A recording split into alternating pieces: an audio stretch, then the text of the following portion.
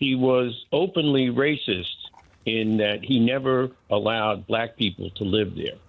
Eventually, he got taken to task in 1975, and he ended up having to sign what's called a consent decree, which was that he had to stop discriminating.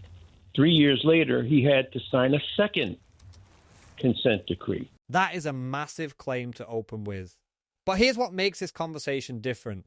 This isn't someone repeating a headline they saw online or reacting to social media. It's someone who says they covered Donald Trump back in the 1970s and is now connecting those early events to the man who's back in the White House today. Whether you agree with his conclusions or not, the details he brings up raise some important questions about Trump's past and why this debate continues decades later. Have a listen to the full exchange, and then we'll break down what stood out the most. Mark's in Brighton. Mark, what would you like to say? James, how you doing? I'm good, thank you. Good. I first covered Donald Trump in 1975. Go on. He was, at that point, a builder, developer, and he and his father had opened an apartment complex called Trump Village. Yeah. He was openly racist in that he never allowed black people to live there. Eventually, he got taken to task in 1975, and he ended up having to sign what's called a consent decree, which was that he had to stop discriminating.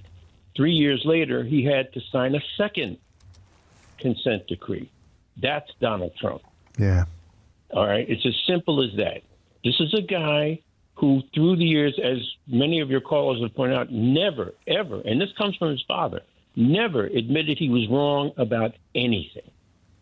And that's how he's running the country. And put simply, to quote a Columbo episode, all he wants is all there is, period. He hates non-autocratic Europe. He hates Keir Starmer. He hates you. I hate to say it, but it's true.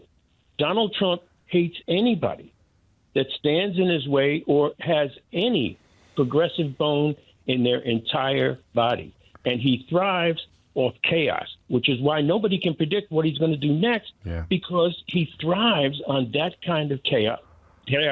And the people who benefit from that kind of chaos. Does anybody know how J.D. Vance ended up being vice president?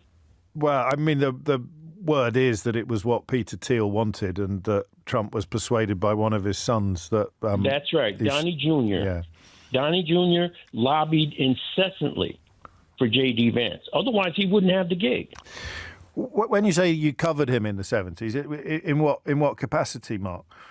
I worked at a radio station. Oh, that'll never catch on, will it? Well, then you're well placed, because the 1973 stuff, I think Hillary Clinton brought up during the election, and it didn't land. I'll tell you the other thing it does, if we're going to get psychological, which we have done so far today.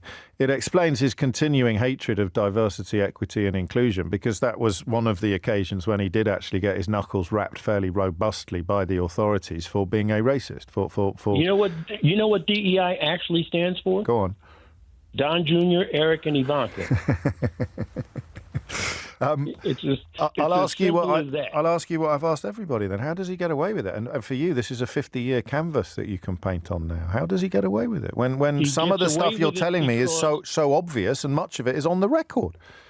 He gets away with it because for many years he was a New York phenomenon. All right? People in New York knew who he was. People in New York knew who his father bribed so that he could get, for example, the construction of a hotel that was against zoning law, that kind of stuff. And then people on the West Coast started knowing him when he started spreading his wings a little bit. But most people in the middle of America had no clue who Donald Trump was until The Apprentice. Right. And that whole "you're fired" thing, which is entertainment. Sure. Okay, I never watched it, but it's entertainment. Yeah. That convinced Donald Trump that one day he could be president, because these people in the middle of the country would follow him once he developed a line that they could agree with and that they could align with. This is a guy who appeals to the religious right in America, who's been divorced 3 times, had I don't know how many affairs. I mean, it boggles the mind how easily people get away with it. But listen, I don't want to take up too much of your time. Before I go, yes, can you do me a big favor? It depends what it is. Will you stop well, you can't stop. Will you tell people to stop using the word woke until they can define it? I've done that already. I've written a bloody book about it, Mark. I've done my bit in this field, but Okay. yeah, no. I before you go, actually, you need to do one more thing. How does it play out? What happens next? What happens next is whatever the most chaotic stuff he can dream up in his head is. The tariff thing is just the beginning. He's going to start coming down, and this won't really cause a ripple in the rest of the world, but he's going to start coming down on Americans who disagree with him like a ton of bricks. It hasn't happened yet. Well, it's kind of happening, isn't it? Very soon. But tell people to stop using. Do you know where the word woke came from? Of course I do. Yes, it was a good thing. People who were alive to or awake to discrimination. No. Oh, go on then, correct me. No. In 1949, a blues singer by the name of Leadbelly. You know who he is? No, Go on. Okay. In 1949, Leadbelly did a song called Scottsboro Boys about 9 men who were almost lynched because they were accused of raping 2 white women. Eventually, they all got off, and one of them went into hiding. It's a very long, convoluted story. At the end of that song, Leadbelly does a narration where he says to northern black people who are traveling through the South, which was a dangerous undertaking in 1949, and he said at the end of that narration, stay woke. Be careful. That's what stay woke actually means. Wow. Alert. Yeah, be alert. Because if you weren't, and 5 years after he wrote that song and said that, a young kid named Emmett Till was killed by racists attached to a refrigerator and thrown to the bottom of a lake. That's what woke is about. You're very good, Mark. How did you end up in Brighton? My wife isn't here, so I can say this. She convinced me once I retired to come over here, and I enjoy it. I'm actually, in retrospect, I'm really glad I'm not in America to experience this. I was in New York like a week and a half, 2 weeks ago, and people in New York are beat down. They were beat down economically, which is why so many of them turned on Joe Biden. Right. But they're being beat down on a daily basis. I saw older people walking the streets who basically were clinging, and I mean clinging, onto a rent-controlled apartment because that was all they had. And that provides fertile ground for the kind of fantasies that Donald Trump is selling again. Oh, yeah. I get it. And by the way, if you want to see what Donald Trump is really all about, read Mary Trump's book. That's the second recommendation today. And it still doesn't, no one can go all the way there, can they? Because that's his niece, I think, describing him in terms. You've got all of the things you remind us of, the court cases coming out of his ears, the things he said out loud, never mind the things he's been convicted of, the bankruptcies, the appalling associations, and yet here he is. There's something else, isn't there? There's something, if we were religious people, Mark, I don't know whether you are or not, there's something almost Faustian about this level of achievement, given the backdrop that you describe and that others have described all morning.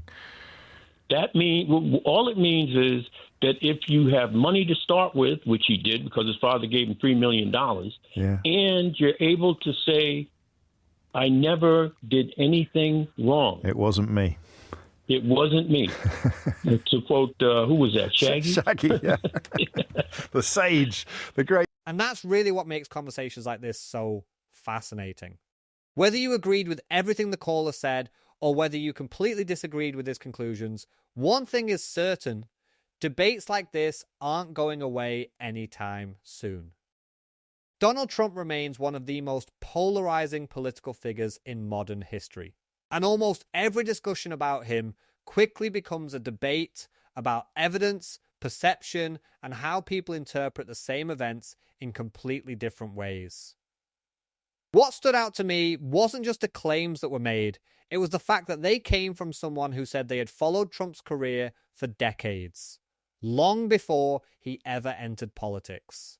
That gives the conversation a different perspective, but it's still up to every viewer to weigh what they've heard, consider the wider context, and decide for themselves what they believe. Politics is rarely black and white. It's often shaped by what evidence people trust, which experiences they relate to, and which arguments they find most convincing. That's exactly why these discussions matter. They're not just about one politician, they're about how we judge public figures, how history influences today's debates, and whether the past should continue to shape the way voters make decisions in the present. So now I'd like to hear from you. Do you think a politician's past should continue to influence how voters judge them decades later? Or should people focus mainly on what they're doing today? Whatever your view, I genuinely like to read it, so leave your thoughts in the comments below, and let's keep the discussion respectful. If you enjoyed this breakdown and want more in-depth analysis of the biggest political debates making headlines in Britain and around the world, make sure you're subscribed to the channel. And if you found this video interesting, a quick like really does help more people discover it. Thanks for watching, and I'll see you in the next breakdown.